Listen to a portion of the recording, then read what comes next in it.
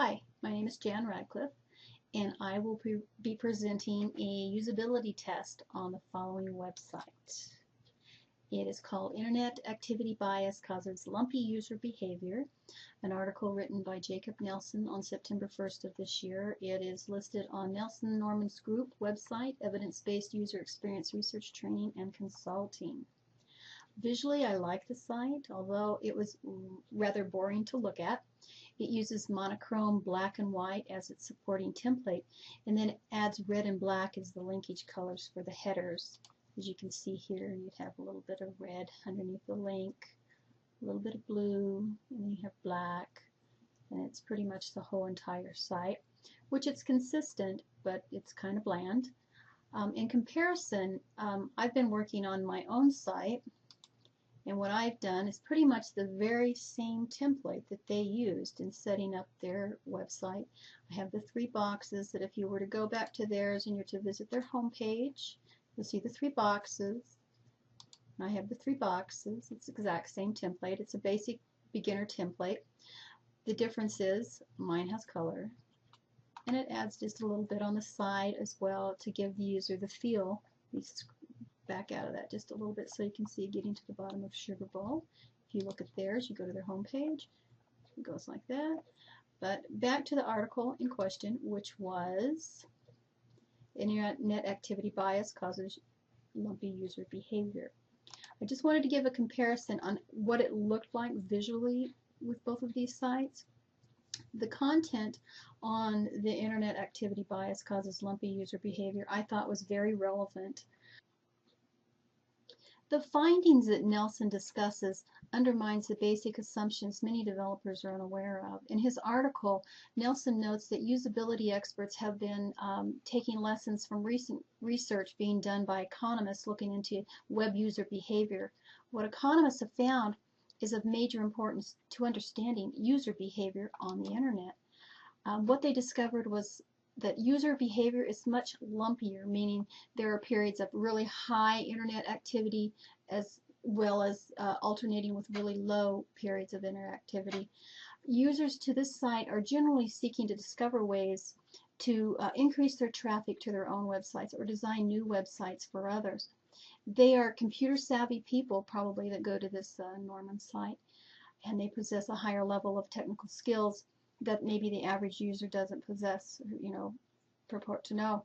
In comparison, if I view the site's analytics from, say, let's go to my Facebook, and I look up this right here, and I go straight to the insights, I can see that between any particular given day, I'm going to have so much going on, but right now we're offline, it's the weekend, so nothing's going to be happening. I can see what's really going on there, what articles people are reading. I can see what time of day, and this is kind of similar to what the activity bias report was about. Here's 20 people online at midnight, and can you believe it? There was like 8 people on at 8 o'clock or 3 o'clock in the morning, which was kind of unusual.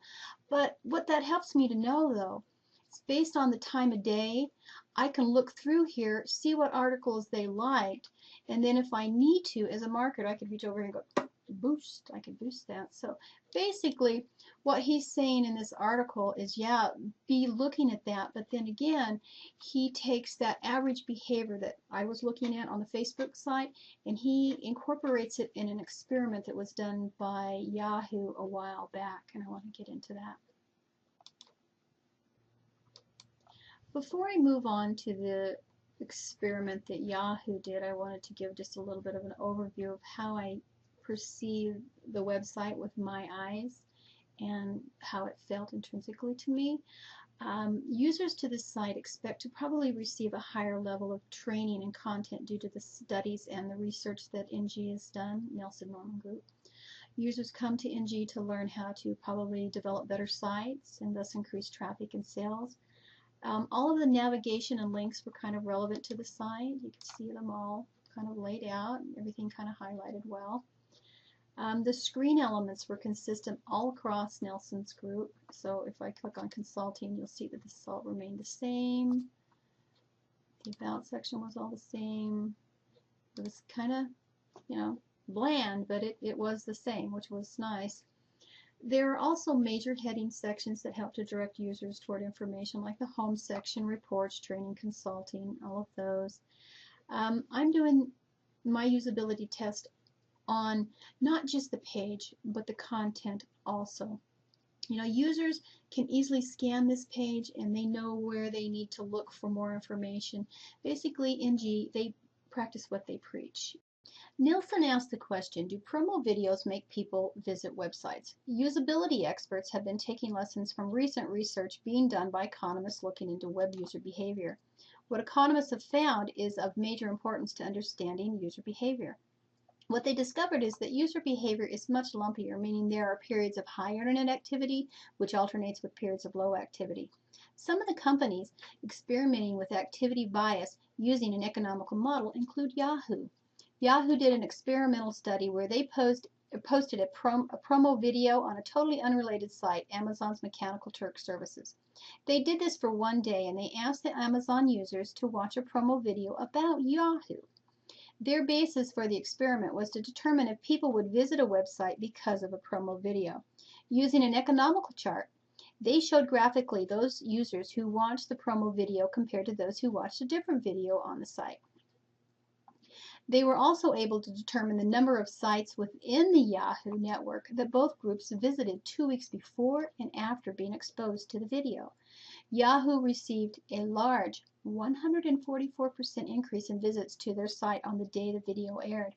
The second day, though, there was another modest increase of 43%. This would have been great, but on the day before the promo aired, Yahoo already was showing a 36% increase. So basically it flatlined.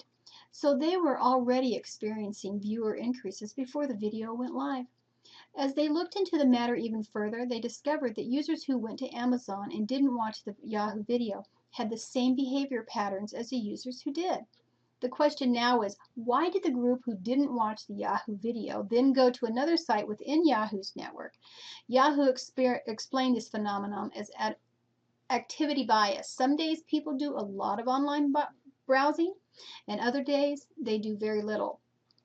But there's no relationship between the groups that watched the promo video and those that didn't. It kind of throws the concept of behavioralism out of the window. You can't judge it that way. There is absolutely no correlation other than user activity. Nelson also posed the question, do search ads make people buy? In future reading, another experiment was performed using the search engines Google and Bing. Thomas Blake and Ebell colleagues did their own experiment on the user activity bias. Similar to Yahoo's example, just because a user did or didn't click on a certain product the same day their ad ran, that doesn't equate to a sale. That is known more or less as user low days. People tend to click less and buy less, or user high days. eBay went one step further and they removed all their brand ads. Users continued to come to eBay, and Bing only lost like 5 points of a click and Google 3%. Users still managed to come to eBay through other organic ways, or they simply typed in the branded name of eBay. eBay also performed this very same test in 65 U.S. metropolitan cities. Selected randomly, of course, the return on investment for them was significantly near zero. The main point is sales would have happened without the ads. Users can click and buy, but that doesn't necessarily prove causation. The ads didn't cause it, neither does the guy in the mask. There are some possible speculations into the cause of activity bias. Why does activity bias exist? Well, let's look at Facebook. I'll use mine as an example. I come home, it's time to kill, I can do anything I want, captivating. One thing leads to another. I might go out and play Farmville for a while. I love Farmville. I'm pro. Hey. But, other than that, you've got your moods, real world research. You might be, something sweet like a baby, a back to school carnival, just anything that's going on in the world. We have to look at those things. Nobody is 100% sure about what causes activity bias, but we do know that it is real and it makes online behavior very lumpy.